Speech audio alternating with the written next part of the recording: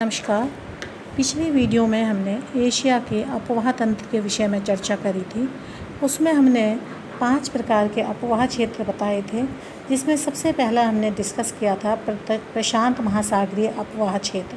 प्रशांत महासागरीय अपवाह क्षेत्र में हमने बताया था कि एशिया की जो पूर्व की नदियां हैं वो प्रशांत महासागर में जाकर गिरती हैं, और इसमें अधिकतर जो नदियां आती हैं वो चीन की नदियां इसके अंतर्गत आती हैं, जिसमें कि यांगती सिक्यांग और हांगो की हमने बात करी थी, और जिसमें हमने ये बताया कि हांगो प्रतिवर्ष अपनी आने वाली भयंकर बाढ़ों के कारण चीन का शोक कही जाती है।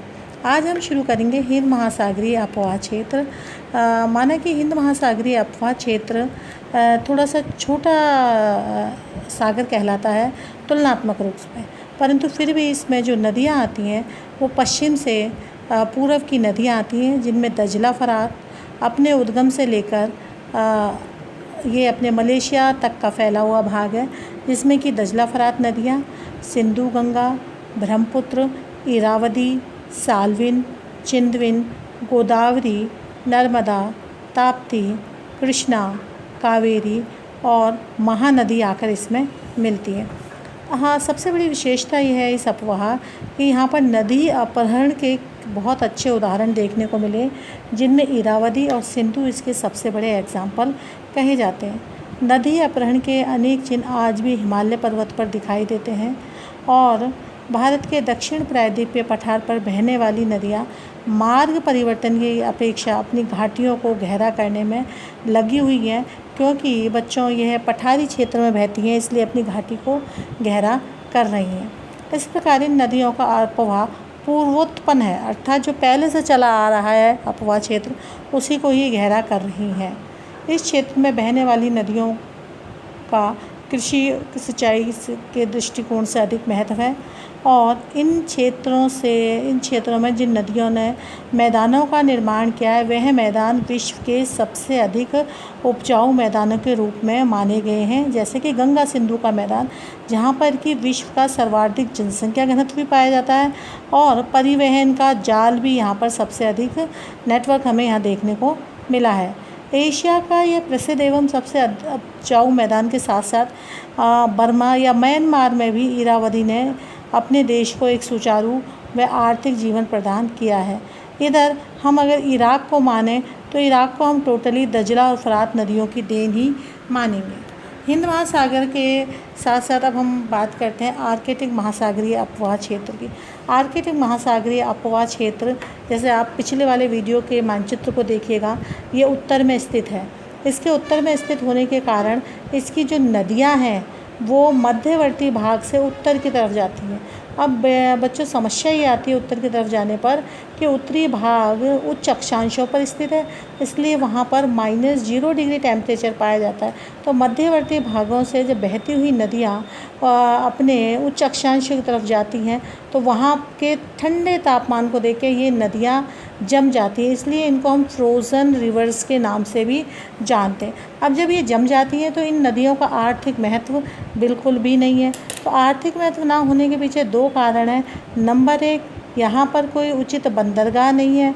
नंबर 2, यहाँ पर जनसंख्या का घनत्व बहुत कम है।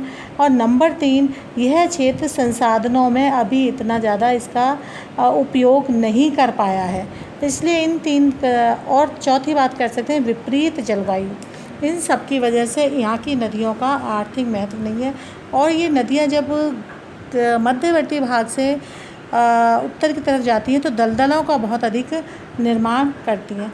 यहाँ की जो मुख्य नदियाँ हैं वो हैं ओब, येनिसी और लीना। माना कि विश्व की लंबी नदियों में से आती है। आप सोचिए कि ओब नदी की लंबाई 3880 किलोमीटर है, येनिसी की भी 3354 किलोमीटर है, लीना की भी 4220 किलोमीटर है। इतनी लंबी नदियों के होने पर भी इन नदियों का आर्थिक महत्व बिल्कुल भी नहीं पाया जाता है। इसके अलावा यहाँ पे कोलिमा, यना छोटी नदियाँ भी मिलती हैं। इन नदियों का अपवाह तंत्र वृक्षीय है। वृक्षीय मतलब जैसे पेड़ की अनेक शाखाएं निकलती हैं, वैसे ही ये नदियाँ जब समुद्र में जाती हैं और साथ ही साथ इसमें जो और सहायक नदियाँ आके मिलती हैं तो अपने रूप को वृक्षाय ये बना लेती हैं। नेक्स्ट हम शुरू करेंगे आंतरिक अपवाह क्षेत्र। जैसे कि हमने आपको शुरू के चैप्टर में पढ़ाया था कि एशिया महाद्वीप में जो आंतरिक भाग है उसका करीबन 20% ऐसा भाग है जो किसी भी सागर का मुंह नहीं देख पाता। ऐसी नदियां हैं जो किसी भी सागर में नहीं पहुंच पाती, और ऐसा ये भाग एशिया महाद्वीप के मध्यवर्ती भाग के अंतर्गत आता है, और इसका अपोहा पश्चिम में अनातोलिया से लेकर पूर्व में मंचूरिया तक फैला हुआ है।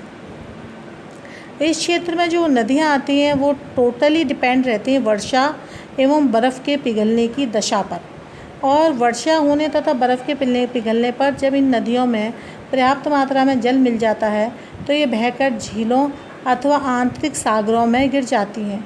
अन्यथा जल की मात्रा कम होने के कारण ये नदियाँ अपने मध्य एशिया के शुष्क रेतीले भागों में ही विलीन हो जाती हैं। इस प्रकार के अपवाह क्षेत्र की नदियों का महत्व बहुत कम है, और इस क्षेत्र की मुख्य नदियां हैं आमू दरिया और सरदरिया। यह नदी दोनों की दोनों अरल सागर में गिरती हैं। इसके अलावा कुछ और छोटी छोटी नदियां हैं जैसे कि इली, चू, होतान आदि। यह नदियां जो अपने समीपस्थ झीलें हैं जैसे कि बालकश और लैपनोर झील, इनमें जाकर गिरती हैं। इन अपवाह क्षेत्र में नदियों की अपेक्षा झीलों का महत्व बहुत अधिक है, और इसमें कैस्पियन, अरल अथवा बालकश झीलें उल्लेखनीय झीलें कही गई हैं। इन बालकश और इन झीलों में करीबन एशिया का 80 लाख वर्ग किलोमीटर क्षेत्र आता है, और हम ये मान सकते हैं कि इस 80 लाख वर्ग किलोमीटर क्षेत्र का कोई भी आर्थिक महत्व नहीं है, क्योंकि नदियाँ अपर्दन का कार्य नहीं कर पा रही, और अपने निकटस्थ भाग में जो भी झील मिलती है या जो भी उसको प्रायद्वीपीय भाग मिलता है उनमें ये अपने को मर्ज कर देती हैं। लास्ट जो हमारा है वो है भूमध्य सागरीय अपवाह क्षेत्र।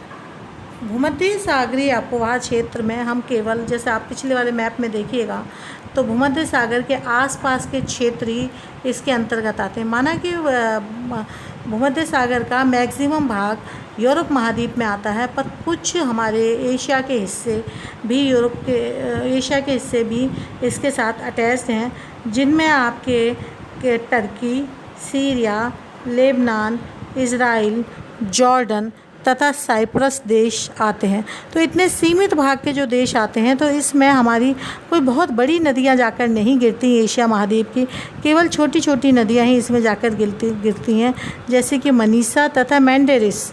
ऐसी नदियां हैं जो सीरिया से निकलकर ओरोनोटस नदी भी इस जल प्रवाह क्षेत्र की मुख्य नदी है जो भूमध्य सागर में गिरती है। साथ ही साथ मैं ये कहना चाहूँगी कि एशिया महाद्वीप के पश्चिमी भाग में जो भूमध्य सागर विस्तृत है, इसमें हमारे आर्थिक महत्व हमारे लिए बिल्कुल भी नहीं है, क्योंकि जो भी नदियां हैं वो यूरोप की नदियां इसमें आके गिर रही हैं, और एशिया की जो नदियां हैं उनमें आर्मीनियन की गांठ से निकलकर